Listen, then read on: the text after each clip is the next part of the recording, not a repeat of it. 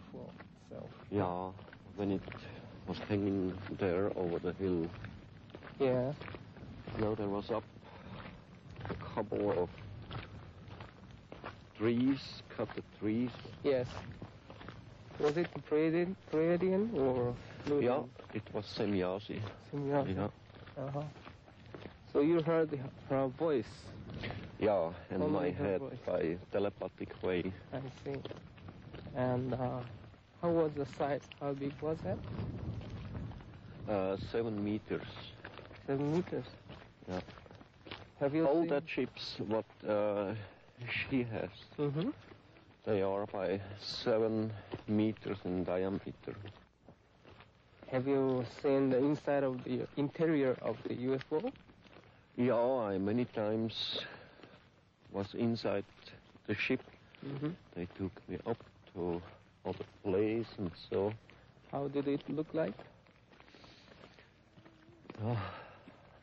You have many machines? A very modern thing, you know, with small televisions, Mm-hmm. apparatus and everything. Mm-hmm. Looks like a factory. Oh. A watching central, you know. Mm-hmm. I see. So do they have a bed to sleep? No, it isn't a bed. There are 3 seats in it. Mm.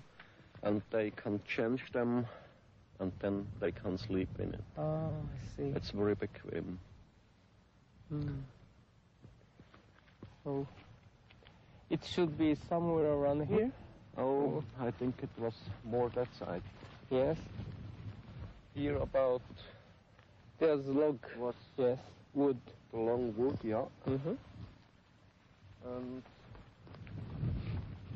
the ship, I think, it was hanging somewhere here up.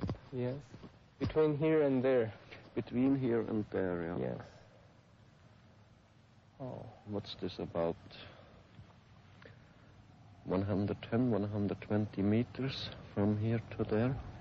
Did you try to close to it? Did you try to walk down to close to the UFO? No, you see, if I take pictures, they always tell me you have to stay there. Oh. We will be here and you have to be there. Ah, I see. I can't go so close to get some special things on the picture, you know. Mm-hmm. Mm-hmm. It doesn't allow it. Oh. Months earlier, 3 35mm stills had been extensively analyzed. This one was coded the woodpile scene and had been examined by Neil Davis, a physicist and aerospace engineer. He tested them with a microdensitometer and determined that the analysis of the separations did not reveal any details that would cast doubt on their authenticity. The conclusion of his report states, "Nothing was found in the examination that would cause me to believe the object in this photograph is anything other than a large object photographed some distance from the camera." The photographs were not the only physical evidence undergoing detailed scrutiny. Marcel Vogel, a senior scientist and chemist with IBM, had been carefully analyzing the tiny metal fragments Semyasa had given Billy. Metallurgical analysis had revealed the presence of the rare earth element thulium, but it was through the lens of a scanning electron microscope that Vogel made his most amazing discoveries.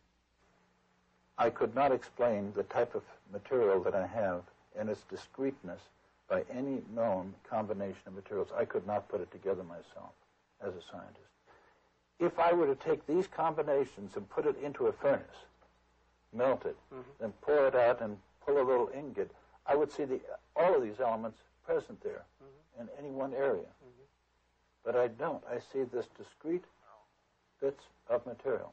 Now, it can only happen by some form of a cold fusion process where you have the elements present and you fuse them together so they still maintain their identity, but they interpenetrate into one another. It's also a challenge because I showed it to one of my friends who was a metallurgist, and he shook his head. He said, "I don't see how it can be put together." And that's where we are right now. And I think it's important that those of us who are in the scientific world, sit down and do some serious study on these things instead of putting it off as figments of people's imagination. Could I say this material is extraterrestrial? It doesn't look like anything that we've made here. At this moment, I would feel very much inclined to accept what was given to me as being true. I see. I respect the people I have met so far, their integrity, their willingness to work. Mr. Della Tosa, in his work on photography, and Mr. Stevens, the way he has done his best to give me specimens. We have all done this for one thing, to serve and to find out what truth there is to this. At Bochtel Hernley, on the 26th of March, 1976, Billy took a remarkable series of 35mm stills depicting two distinctively different beamship variations. The purpose of this demonstration was to allow Billy the opportunity to obtain what he calls photo proofs by photographing beamships with known objects such as this tree branch. But the 35mm stills were only a portion of the photographic evidence gathered that day at Bochtel Hernley.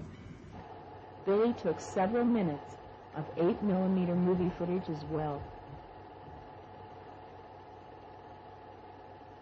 Here, the film has been cut. The tampering took place when Billy allowed an individual in Germany to borrow it for personal examination. Irregardless, this footage was extraordinary because it offered a rare glimpse of a Variation 3 beamship and two remote-controlled scout ships, all in the same scene. The bobbing is due to the craft riding the waves of the Earth's magnetic surface, very much like that of a boat on the waves of an ocean. One of the stills taken at Bochtel Hernley would undergo computer enhancement, allowing the opportunity to study the intricate details of this beamship. In June of 1975, at Berg Rumlikon, Billy took over 75 stills of this Variation 2 ship. The sun can clearly be seen reflecting off the craft's metallic skin. And once again, Billy had his movie camera. How about this? Is this the same one, same day? The same day. That's all the same film. Mm-hmm. That's the first place in Rumlikon we was yesterday. Mm-hmm. And here the ship is jumping away. There the film isn't cut on that place when the ship jumps away. It's nearly the speed of light and you can't see anything. It is here and it goes. Japanese analysis of this footage would reveal, through super slow motion, that an unexplained light shift occurs 3 frames prior to the beamship's dematerialization and rematerialization. It is believed that the craft is emitting some form of energy 3/20ths of a second prior to its disappearance or reappearance.